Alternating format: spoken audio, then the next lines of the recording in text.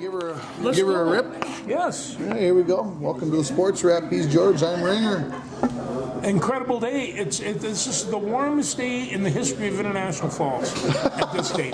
On this date. On this date, yeah. Eli, my car said it was 52. Is it that warm? Yeah, it probably was somewhere between 50 and 52. I thought the St. Patrick Shamrocks would be up here at the Muni because it's the NCAA tournament's going to be starting tomorrow, and that's what it feels like weather-wise, doesn't it? It does. Okay, there you go. Forget Valentine's Day. It's gone. It already passed. You slept through it right on to St. Patrick's Day. So and St. Urho's Day. St. Urho, we got to cover that one up there. So anyway, So where do you want to start? Oh, we can go anywhere you want to go. We might as well start with football. Okay, we can start with football. Go ahead. Give us your 27 cents worth. Okay, 27 cents worth. I have to admit I'm a little bit disappointed in the Lions, although I wasn't surprised. I did pick the 49ers to beat them, but the Lions, the way they came out roaring, I thought, hey, maybe they're going to be able to pull this one off. And seeing as that the last time they did that I was 9 years old, I thought that would be a good deal. What changed at halftime, if anything? Well, I'm not sure it didn't change before halftime when they had a chance to go up 2 touchdowns and go up three touchdowns and had a settle for the non-existent field goal kicker in Detroit. That's the one. And then of course the next time going back down, I'm under the philosophy that when you get a nice long drive, you want to come away with something. And instead of turning the ball over on downs, you want to come up with something. And isn't that why the game of football put the goalposts up so that you could get something when you drive down the field? I think that was part of the reason that you get like a consolation prize. You don't have to get kicked in the nuts when you don't, because you don't score some points. You've been listening to me talk a long time about my favorite team is Army, and I do that because of the fact that they got a really good running game and they play analytics. Yeah. Well, Dan Campbell plays analytics too, and in this case, the analytics were probably good.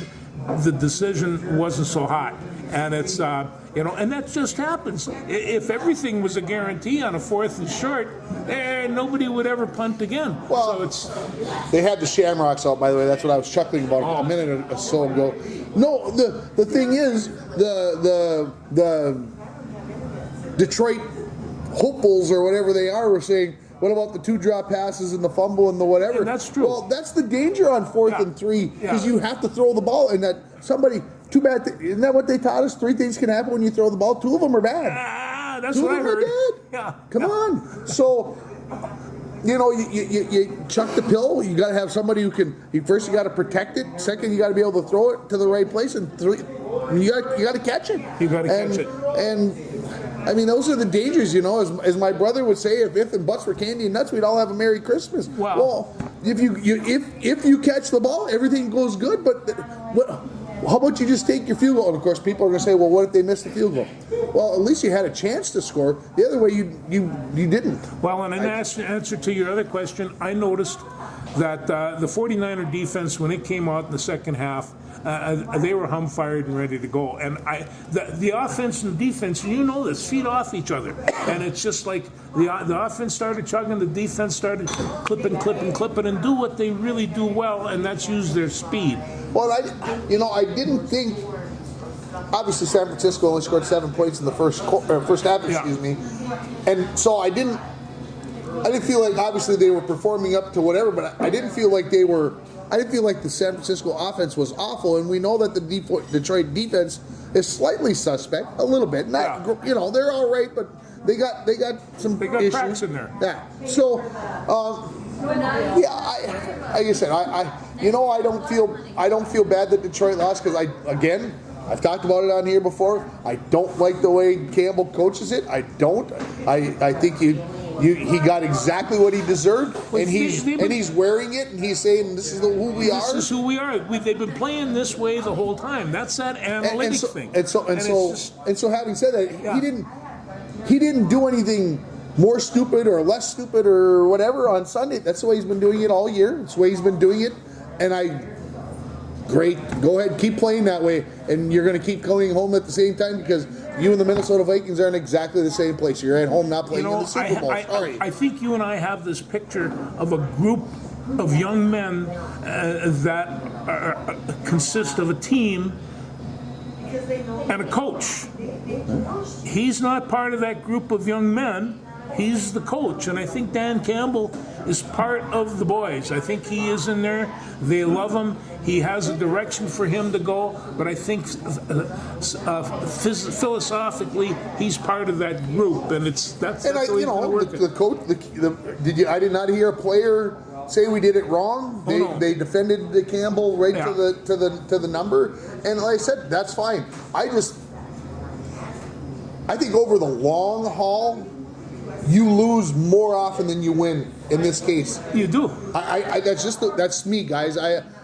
You can play it that way. You can continue to play it that way, and that's fine. You can be a riverboat gambler or whatever you want to do, but you can't. When the chips are down against good teams, you're not probably going to succeed as often as you do against the lowlifes or whoever.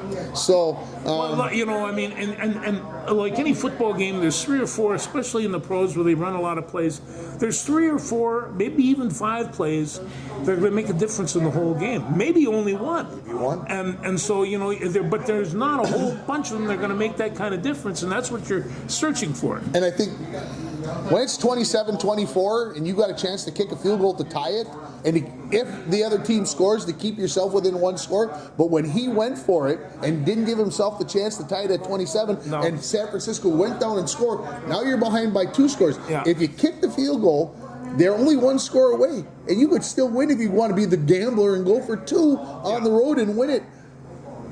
And then the other thing. Okay, Coach Campbell comes to me. I'm the offensive line coach. Can we get this? Now, I'm sitting around bragging that I have the best offensive line in football. Yeah, how far is it? Not very far. And they chose to throw it both times, if I remember right, on the 4th downs that we're talking about. Yeah.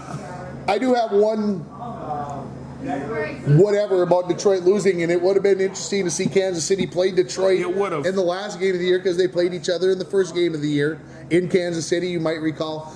It would have been fun to see that. So that brings us to the other game.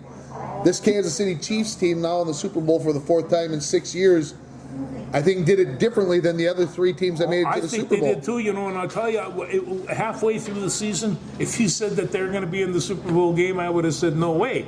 They weren't performing that well, and it's taken half a year for them to convince me, oh my Lord, this really is a great team. And it's it's not that they're. I think that they were offensive juggernauts the first 3 times they went, and their defense was good. It probably was overshadowed. Maybe they were better than we thought. Maybe, but the defense has been wow. It really has, and that bodes for a great Super Bowl with 2 teams that are going to be defense. We're going to have low score. We're going to be talking 23-20. Well, Lamar Jackson, and he's an incredible quarterback. But he dropped back in the pocket and he's looking over his field. He had no place to go. So what do you? Baltimore seemingly did whatever they wanted to this year. Yeah. What changed on Sunday? I'm not sure. There probably was some coaching in that defense that was going on that they were seeing because that's kind of where they shut them down and. But there's how do you plan a defense around defending Lamar Jackson? That's a tough thing to do, and so and he did not play that poorly. And that was going to be my question. Yeah. Did he play poorly in your mind? Did he not? I don't want to be this guy, but I'm going to say it this way. Did they choke? Did Baltimore choke? Yeah, they might have a little bit. This has been building up and all those, the expectations. That stadium has been full the for Vikings the last in 1998, something like that. Sorry, everybody. Yeah, I didn't mean to bring that up. That just kind of slipped out. I remember that. Yeah. Anyway, no, but it happens. It happens. Good teams lose at home. They're in the playoffs. It happens. They just could not find. They couldn't get anything going consistently, and whether that was bad play calling, bad execution or great Kansas City defense, and it might have been a combination of all the three. No, it really could have. And the other question comes up: Detroit, Baltimore. That would have been an interesting Super Bowl. And it's just so it's all there. I think I know. Kind of the secret weapon that these guys have going for them. We all know, again, San Francisco defense is really going to have to put pressure on. If they can negate those rushing edges, then they have a shot. If they can't, they're going to be dodging. Kansas City scored 17 points in the first half, did not score in the second half. Yeah. I'm sure that's probably got some Kansas City fans scared. But one thing I heard the announcer say during the game was that in order to rattle Mahomes, you got to blitz him. You got to blitz him. Okay, you got to blitz him. Well, what did we find out about San Francisco?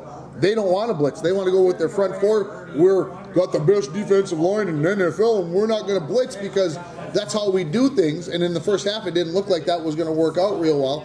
Now, did they blitz more in the second half? I can't be sure that. But can they get pressure on Mahomes with only their front four? Because everything tells us that if they can't, then it's going to be a long day for San Francisco. It really will. But if they can't force him, and what do you want? If you want to force him around, well, not too much. You want to keep him. You don't want him to get that mojo going. No, that would be bad. And so, but they're going to have to bring some people on because otherwise they don't have a bad offensive line. In fact, that's probably the second best in the league. And so we'll see what. But Mahomes, say what you will, the guy has magic. He's got good running backs. He's got great receivers, and he's got Travis Kelce, and he's got Taylor Swift. So He's got State Farm. He's got they do. The commercials is where it's all at, and we know that. But these kids have personalities, and the other thing is, I heard on TV they were criticizing Taylor Swift and Travis Kelce, and I'm laughing. Here's two young, super. Professional people. They're everybody knows who they are. They're just beyond celebrity, and they're having fun and enjoying each other's time. I just dig it. And people are turning this thing into some kind of political mess or whatever it is. And I just say, if you're going to insult her, don't do it while Travis Kelce's around. Or his brother Jason. Or his brother. And Mother Kelce, you have to give a little shout out for her. She fed those guys. And probably still has money left? Yeah. Well, now she's got money. She's probably got plenty of it. She does now, but we didn't mention Brock Purdy. We didn't. What'd you think? The thing of it is like he played pretty well the second half. In fact, starting in the second quarter. But boy, the first 4 or 5 passes, they're all over the place out there, and they're just too high or too low. Maybe it's about time he got rid of that. Well, he's been there. He's been there. So we didn't mention Christian McCaffrey. Well, you shouldn't mention him because for my dough, he's the best running back in football, and he'll get up and give you absolutely everything he got.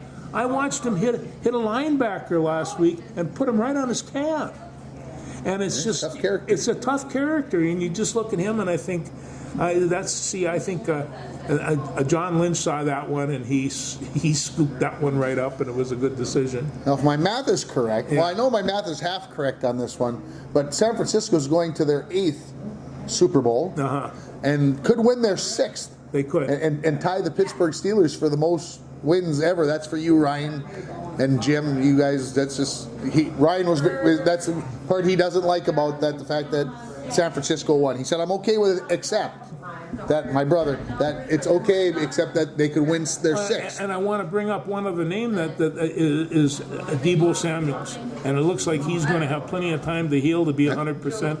And to have a football player like that on your bench that you can do so many things with, he can be the key. He very well could be. Yeah. Kansas City, I think, going to the Super Bowl for the 6th time. 2 way back when, and 4 recently. Yeah, I remember. And they won 2 and they won 1. We don't want to talk about that one way back when. No, I was there. So they're looking for their fourth fourth Super Bowl. Anyway. No, you know, I mean, I take a look at Kansas City, and it's just like, it's difficult for me to be angry with them. The same way with San Francisco. I like great football teams, and these guys represent, I think, two pretty good football teams. I'm kind of surprised that organizations that seem to do it right for the most part. Exactly. You know, anyway. Administrative. An early pick. I'm not saying we'll do a show next week. Yeah. When we'll probably make our Yeah. final pick then, but early pick. Who, if you had to pick right now, who's gonna win? I'd take San Francisco with 1.5 points. Okay, I'll take San Francisco right now. I don't have any reason not for Kansas City. Like I said, it's going to be low score. It might be. I said 23-20 10 minutes ago. It might be 17-16. Yeah, 17-14. Some of those really. And we know that they could turn it up and go 35-34 too, probably. But usually the first quarter is a little. Everybody's getting all the nerves out of them, so you don't get much usually out of the first quarter. Usually, not always. Usually, but anyway, it'll be fun. It'll be fun. And you know what's amazing? Football season's coming to an end. What's going to happen? I mean, where am I going to go with that? I don't know. You just put a damper on the whole show. Yeah, I did. Everybody's depressed now, George. We're gonna have to find something good to talk about to get us. Well, I know you'll jump into that spring football league right off the bat. Yeah, I might. I don't know. Once baseball comes back on, I got a tough time. The end of the NHL season and the end of the NBA season, and then they put football back in there. Well, as long as we're jumping into it, let's talk about my good friend Jorge Polanco. Jorge Polanco, now a Seattle Mariner. He is. How do you feel about that? Well, the thing of it is I understand that we have a pretty good roster full of infielders, but Jorge played really good baseball for us. Yeah, I when the trade came out 2 nights ago, when I told you about it at the basketball game.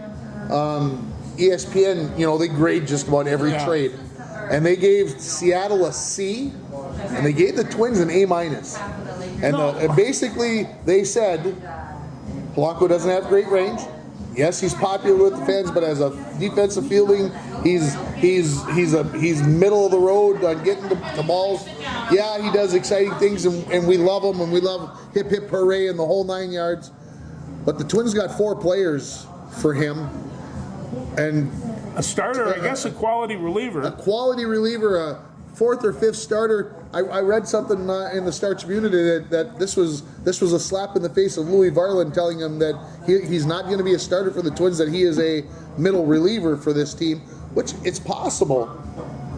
But we all know that you can start the season with 5 starters, and by middle of June you've got 3 different starters because you've got injuries and tiredness. And what are we about 51 days away from the openers or something like that? I heard the other day.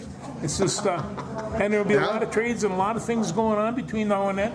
Anyway, say it isn't true, Joel. It's true for Joe Mauer. It is true. Well, last time we were here, we were just before Joe.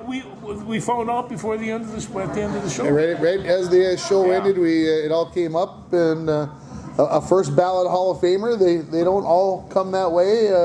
Deserving. He's one of the youngest that has ever been inducted.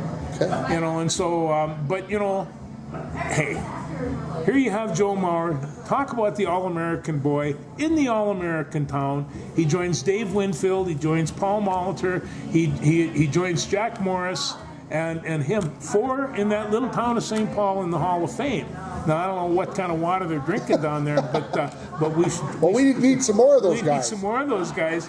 And find that water. And they got this picture of him with his twin girls and this little boy hanging on. And here's Joe and his very pretty wife. They're standing there. I said, this is the way the American dream's supposed to be. We're all supposed to be in the Hall of Fame, and Joe just kind of points that out. Yeah, I'm all for Joe Mauer. Yeah, I think we said last week on the show, I said I wouldn't be surprised if he didn't get picked. Be honest. I mean, it doesn't always happen. It doesn't. You don't know how people out there are going to reflect. Obviously, he's a Minnesota guy, so we're all for him and yeah, but everything again, else. you know, how many batting titles did he win? I mean, he was you know, and a great catcher. Defensively, he was as good a catcher and had as good an arm as anybody in the league before he got too old to play the position. Well, you know, like I said, but you just don't always know that's gonna end up in the end going to be respected or assured or whatever. So yeah, great job. It'll be fun to watch everything that goes on this summer. The Twins will have that always hanging around to do things. So yeah, good start to the spring season that we've got outside and everything else. So yeah, a couple good baseball stories, and we're only in January. We're only in January, but you know, baseball, when it happens quickly. So you kind of have to keep in touch. I mean, yesterday was. Maybe it was Sunday was the first time I read what's going on in the major leagues, and there's a lot of stuff happening out there. There's a lot of baseball teams. Yeah, they were saying that, like for the Twins now, this was interesting to me, and I didn't put it all together, and so sometimes you got to do it. But they were saying that the whole Bally Sports for sale, not sold, all this other stuff was affecting why the Twins weren't doing what they were doing, and that, you know, they're a little cash strapped, or they're trying to cut money because they don't know what's going to happen with Bally. What if they go belly up? And from what I understand, now Bally's kind of hooked up with Amazon, and that's helped. They're back up in the top in the fence. So you know, however, you know, what do we care? We just want to have the Twins on. But the fact that it was affecting whether the Twins were going to spend money, I think, is really whatever. And of course, our good friend AJ Przinsky, the ding-dong, dingus, bongo, AJ nut job that he is, former Twin. Anyway, he went after the Twins today about them being short of money and short-sighted and whatever else. So you want to go find out what AJ said about the Twins today? It wasn't pretty. The jerk. No.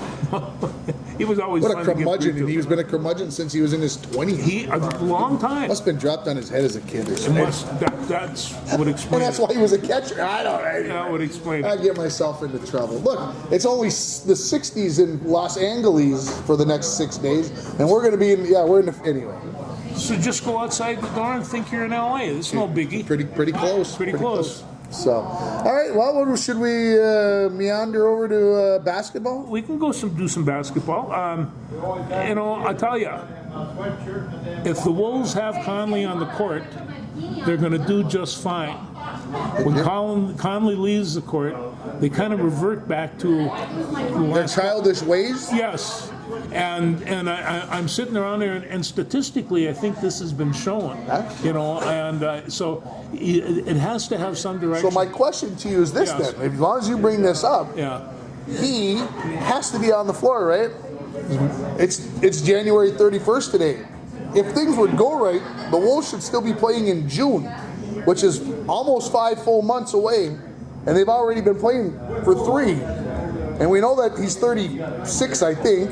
So his minutes have to be diminished here over the last, because I hate to say it this way, we're in the playoffs. No, you know, the thing of it is that he has a role to play, and he has to find somebody else to help pick that up. The Wolves need to find somebody else because you can't play 48 minutes a game in the playoffs. No, you can't. And you know, but they've got a great team. They've got some incredible talent. I think Rudy Gobert is having the time of his life. Just compared to last year. And you know, they are just playing. I think there was a lot of panic when they lost to the Thunder at home Saturday or whatever it was, and then they came back and beat the Thunder. Was it Monday night? Monday night.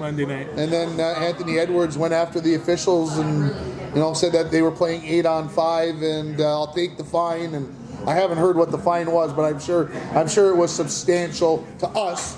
Like a year's salary, for example, but to him it's just a one game paycheck type of thing. So anyway, no, and the bad part about what I just snickered about was this is what's gotten the Timberwolves in trouble with the officials is we whine too much and we don't get the calls, and then we continue to whine because we don't learn that we need to keep our traps shut and quit talking about the officials and only worry about yourself. Yeah, well, that's what you have to do, and besides, that's what you have Bill Fitch for. He if anybody's getting on the official side, and I do see, once in a while, I see Rudy looking down. They're looking down on all these guys and looking down, and in some broken French fashion, he's trying to explain to them what he just did. And the thing of it is, after all the years I've watched basketball, I have never once heard the referee say, "Oh, my mistake. I'll change the it. call." I'll change the call." Video reviews changed that a little bit, but without that, it's not changed. Yeah, so they regained the top spot in the West right now. Denver's sitting out there looming, just resting guys. And here's where we're going back. Denver's like, do we really need to be the number one seed? Milwaukee was the number one seed how many years in a row and couldn't get out of the Eastern Conference Finals because, they won 67 games, but they were so exhausted they had nothing left in the playoffs. So there's got to be this happy medium. And speaking of hitting the panic button, how about Milwaukee firing their coach last week? They're second in the East, 30-13, I think, and they fired their coach. I'm like, what does it take to keep your job in this league? Well, obviously they went out and got what's his face from Portland, Damian Lillard, and okay, so what you're 30-13. What are you supposed to be? 36-7? What was the number? What?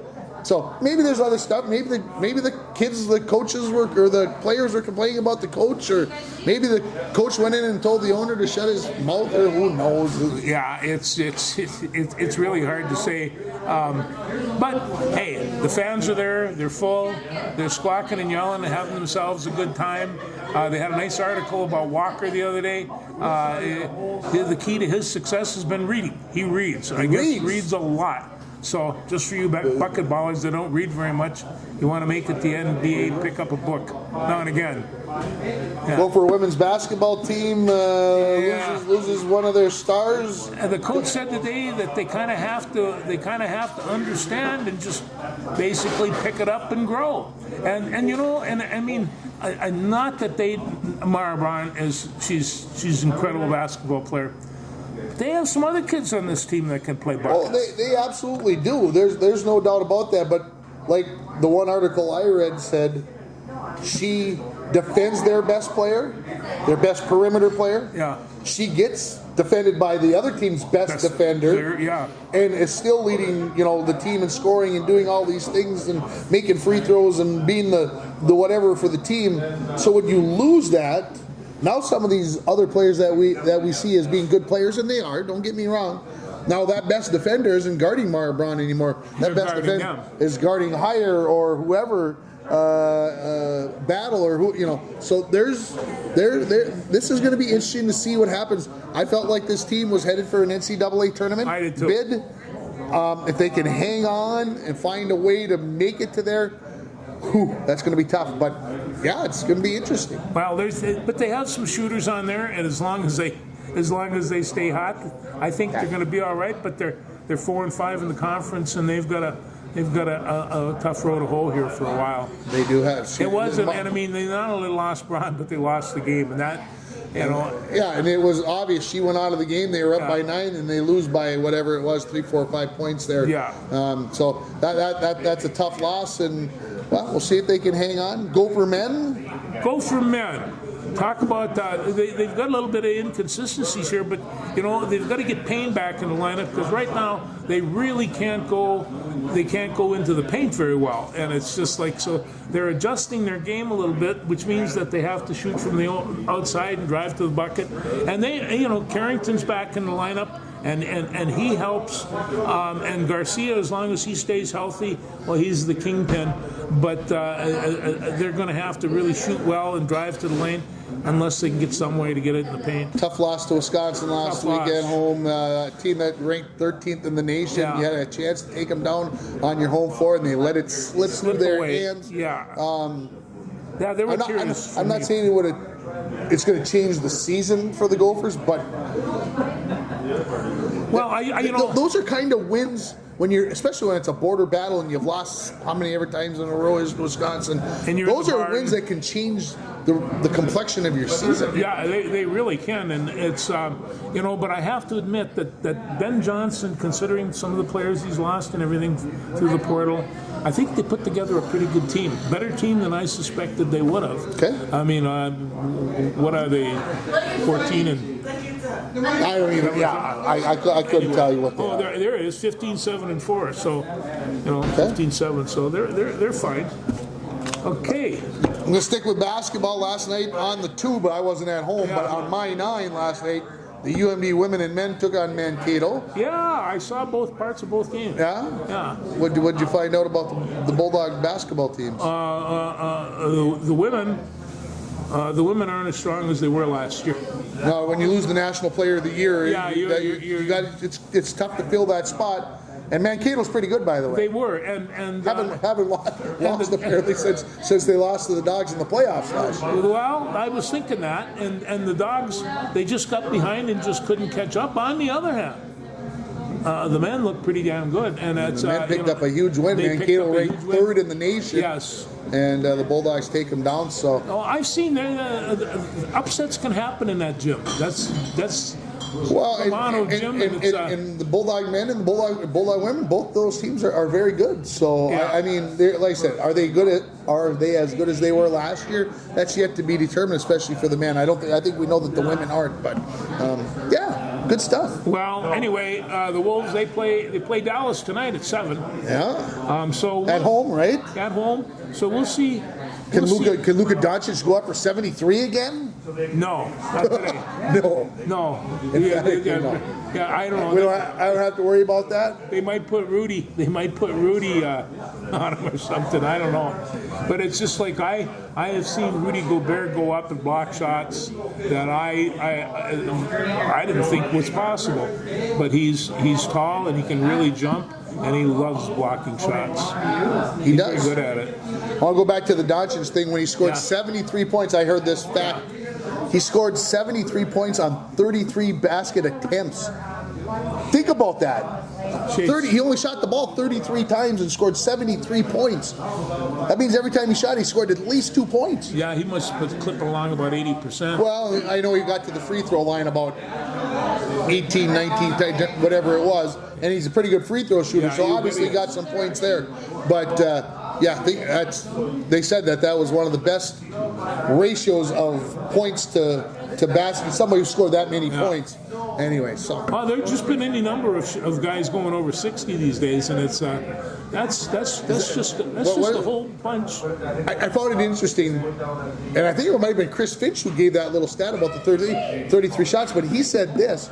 He said that the reffing of the basketball games in the NBA this year has switched, where we used to be able to be way more physical, more pushing, but they've started to call that stuff and they've opened it up. And so he says you're going to see nights like this because it's a more freewheeling game, and that only begs to say how good the Timberwolves defense has been. One of the best in the NBA to embrace that new style and whatever else.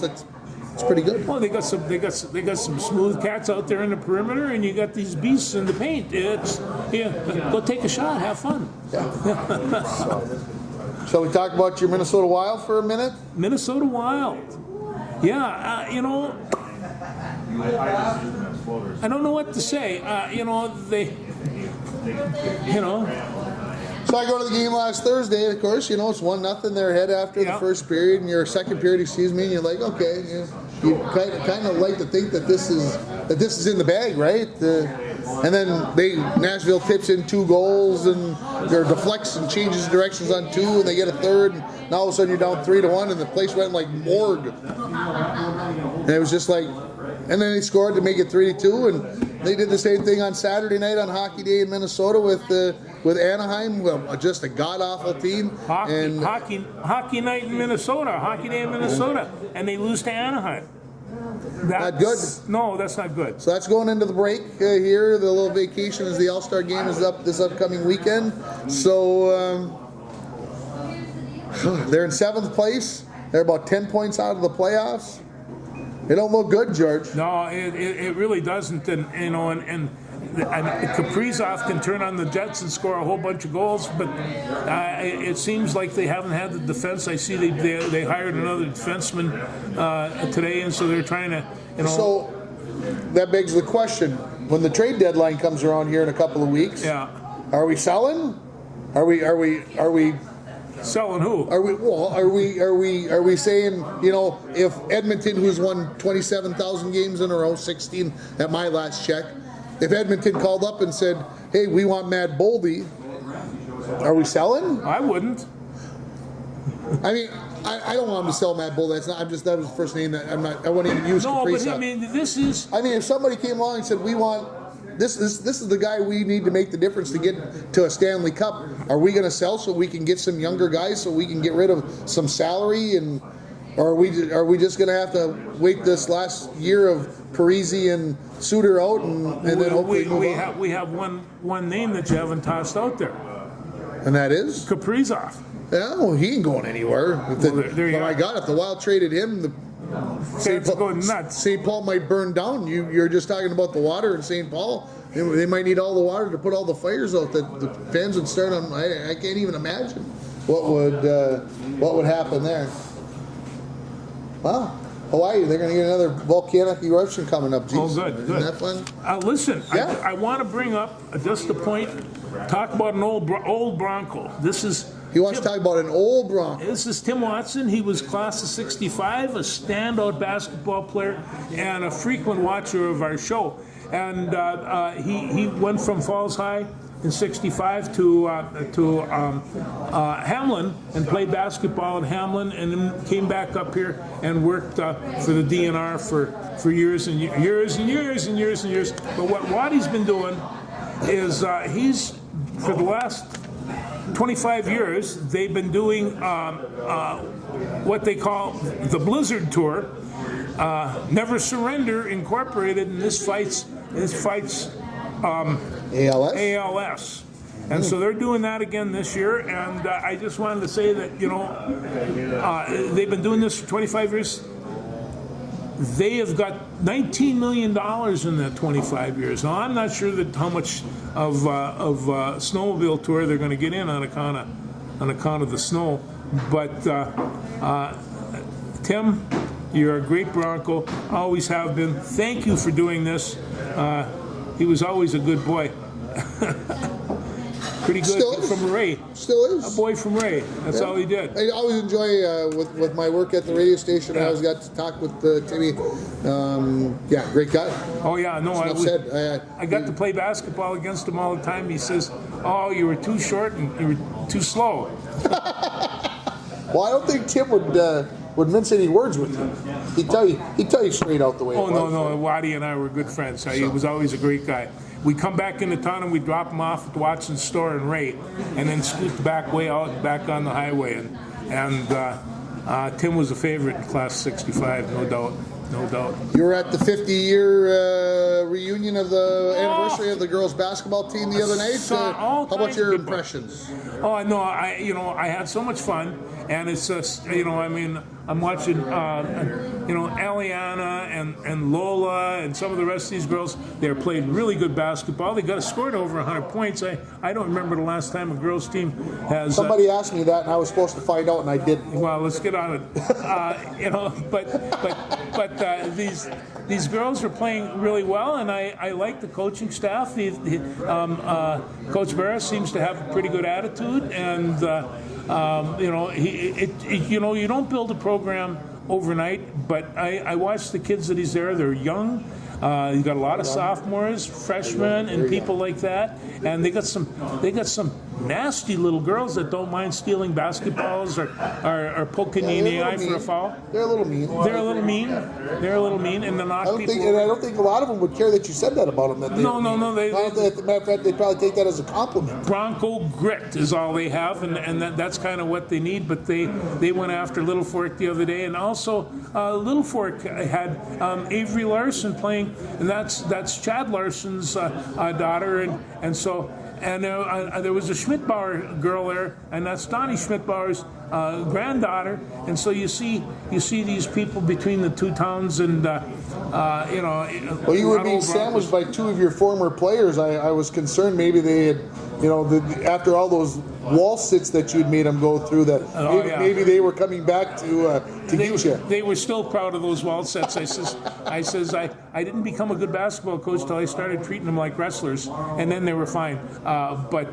No, you get to play, you get to work with many kids, and they're all like having a house full of daughters when they get together. And Alyssa and Katie, hey, great moms, great professionals.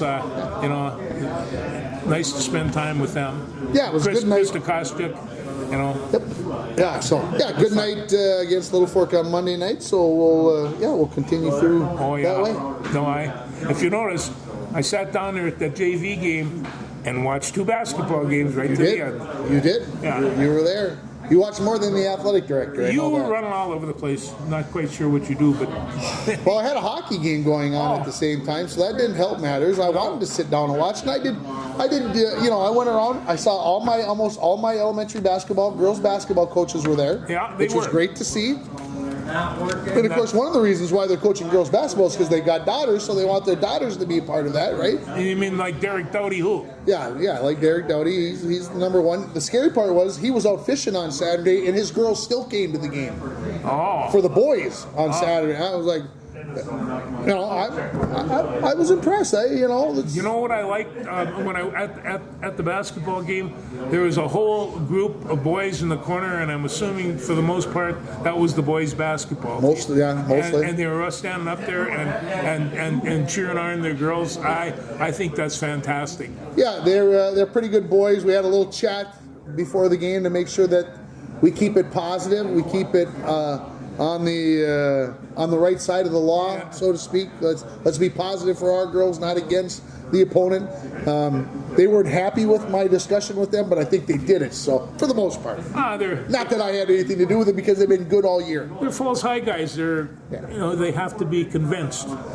Yes. Yeah. So, what else? You closed your book. Does that mean we've covered it? We got it all covered? Minnesota wrestling. They haven't been wrestling that well, but some individuals have been wrestling really well, and they wrestle Maryland, I believe, on Friday at 7:00. And I hate to do this, but I'm going to have to subscribe to Big Ten Plus. It's just like that's where all the wrestling matches. So the other night, I think it was Friday night. Yeah. Friday night.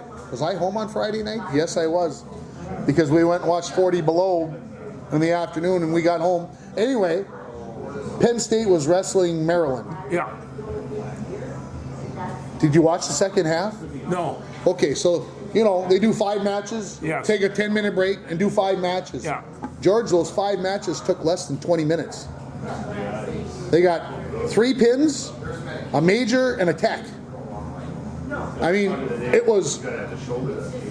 The one was embarrassing because he was toying with him. He got out. He pinned him 6 times. I'm assuming Penn State did this to Maryland. To Maryland. Yeah. The number one guy, Starachi, I think it was. Yeah.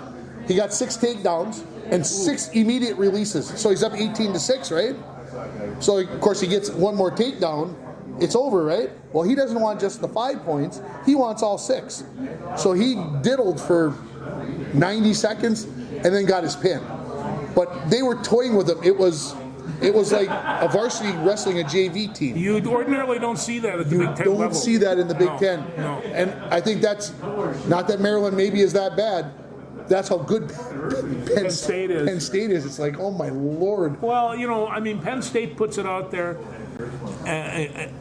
Cale Sanderson was probably one of the best collegiate wrestlers in history, and he's also one of the best coaches. So he knows exactly what he wants. He left Iowa State and took half the team with him to Penn State to go down and wrestle. Now, I'm not sure that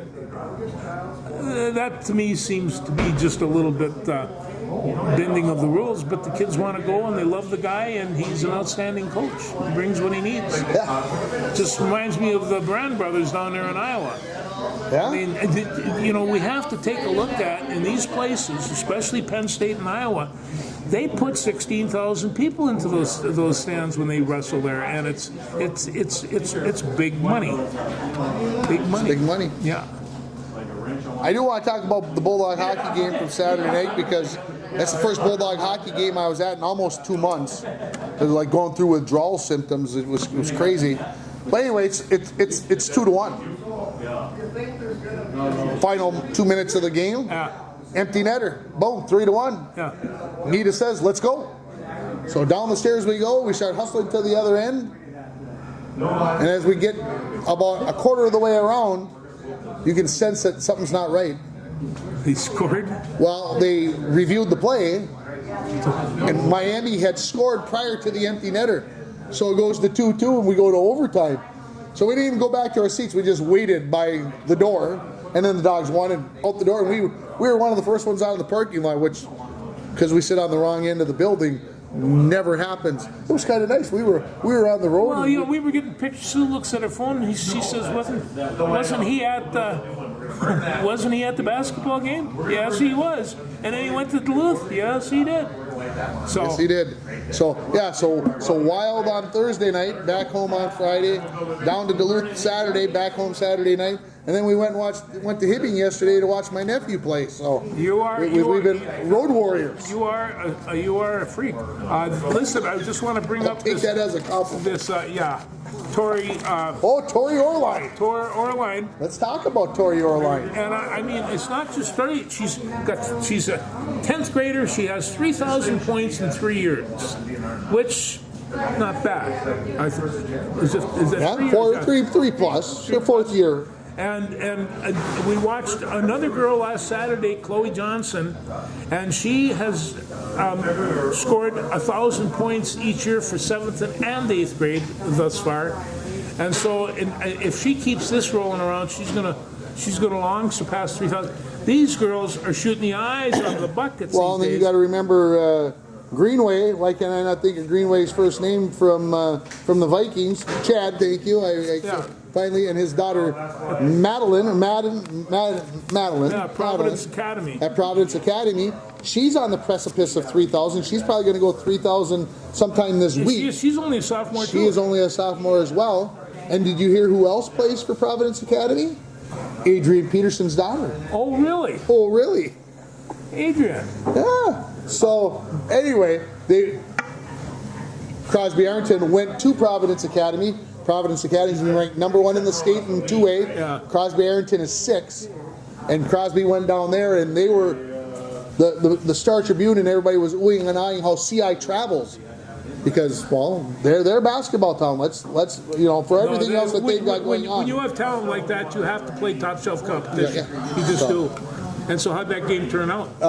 Providence Academy won by like 13 or 14 points, something like that. 71-57, I think, if I remember right. So Providence Academy, they would have said last year Providence Academy might have been the best team in the state, period. Yeah. 3A, 4A didn't matter.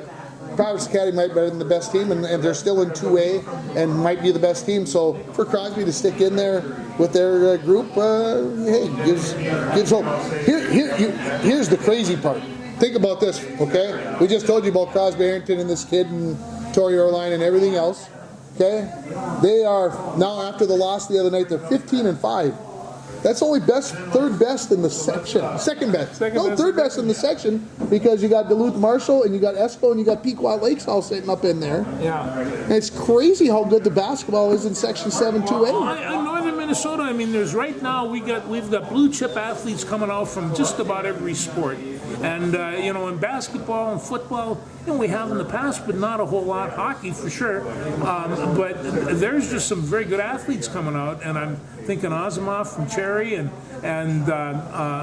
was it from Esco? Coy Perich, excuse me. Perich. I mean, these guys are all Division I stars, and so, hey, it's nice to see that happen up in the north. Right. Like to have somebody to cheer for. Yeah, it is. It is indeed. Anything else? I got it covered there. Believe it or not, a week from tomorrow, this is Wednesday, so on Thursday, the playoffs begin. Girls hockey playoffs next Thursday. Oh. It's over, folks. Bring on the March Madness. It's Look over. at the light's still on outside. And it's still light outside. Yeah. 5:13 on the big clock over there on the wall here at the Rainier Muni, and it's still light outside. It's still light outside. Bring it on. More vitamin D. We need it. Are you sure that's it? That is it.